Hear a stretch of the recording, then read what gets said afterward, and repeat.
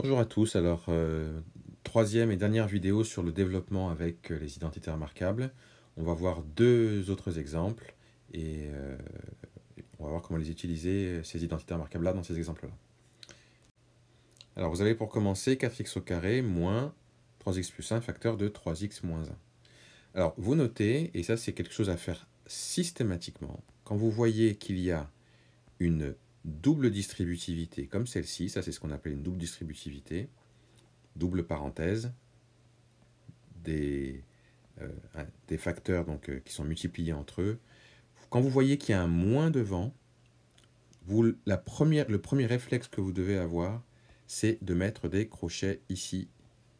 Parce qu'en fait, le moins va avoir une influence sur le calcul, et si vous ne mettez pas les crochets, vous n'allez pas penser à utiliser ce moins dans le calcul. Donc le crochet, ça va simplifier les choses.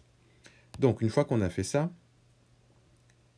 que constate-t-on? On a 4x carré, ça a priori pour l'instant ça ne va pas trop bouger. Donc on va commencer par s'occuper du développement de ce qu'on a à l'intérieur de nos crochets. Donc je vais réécrire mon 4x carré. Je fais moins mes crochets. Et comment je développe ceci? Donc ça, ici. Vous avez le même nombre ici, 3x et 3x. Et vous avez aussi le même nombre ici, vous avez 1 et 1. Et quand on voit ça, on se rend compte que c'est une identité remarquable, parce qu'on a les mêmes nombres ici et là, et puis là, là. Donc, ça correspond à laquelle? C'est pas celle-ci, puisque là on a un carré, c'est pas celle-ci, on a un carré, mais par contre c'est celle-ci. Vous avez A moins B, alors là il s'avère que le A moins B, c'est le deuxième facteur, et on a A plus B qui est ici le premier facteur. Mais ça revient au même, hein, quel que soit l'ordre, qu'on ait A plus B facteur de A moins B, ou A moins B facteur de A plus B, c'est la même chose.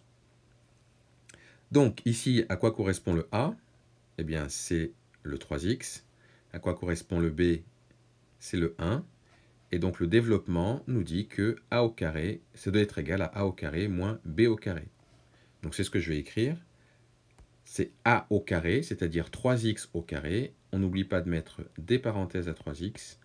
3x au carré moins B au carré, c'est-à-dire moins 1 au carré.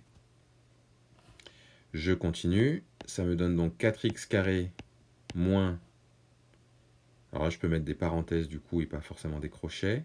3x au carré, ça donne 3x fois 3x, donc 9x au carré.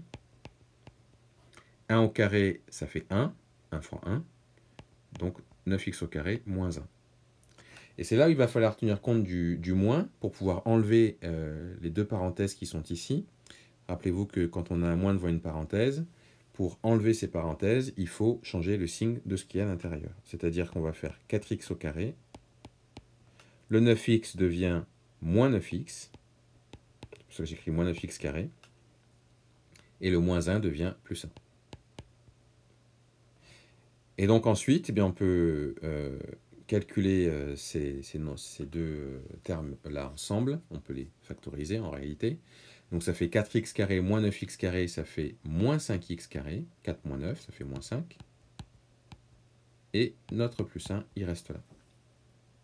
Donc voilà comment on a pu développer une expression avec une identité remarquable incluse dedans. Voyons maintenant le dernier exemple. Donc on a 5x plus 3 demi le tout au carré. Alors n'ayez pas peur, c'est pas parce qu'il y a 3 demi que ça va changer quelque chose. Alors certains vont peut-être se dire, tiens, si je décrivais 3 demi, je mettais 1,5, vous pouvez le faire, c'est tout à fait possible. Mais vous pouvez aussi le laisser sous la forme d'une fraction. Parce que ça va vous entraîner à travailler avec les fractions et c'est une très bonne chose. Alors, là, on a un nombre plus un autre, le tout au carré. Ça correspond à la première identité remarquable. Donc ça va nous donner ceci. Il faut repérer le A et il faut repérer le B. Le A, c'est 5x. Le B, c'est 3 demi. Donc je vais d'abord calculer A au carré. Ce qui me donne 5x, le tout au carré. Et on n'oublie pas les parenthèses quand on met notre carré. Ensuite, on a plus 2 fois A fois B. Donc ça va être plus 2 fois A, c'est-à-dire 5x, fois b, c'est-à-dire 3 demi. Et enfin, plus b au carré. Donc notre b, on a dit que c'est 3 demi. Donc c'est plus 3 demi, le tout au carré. Et on n'oublie pas de mettre des parenthèses, puisque le carré va s'appliquer non seulement sur le 3 ici, mais sur le 2. Donc il faut mettre les parenthèses. Alors, je calcule tout ça. Ça nous donne 5x au carré, donc c'est 5x fois 5x. Je fais 5 fois 5, ça fait 25. Je fais x fois x, ça donne x au carré. Ensuite, et là, il faut se rappeler comment on calcule des fractions. Alors, je vais faire peut-être ce calcul-là, là, je vais le faire en haut.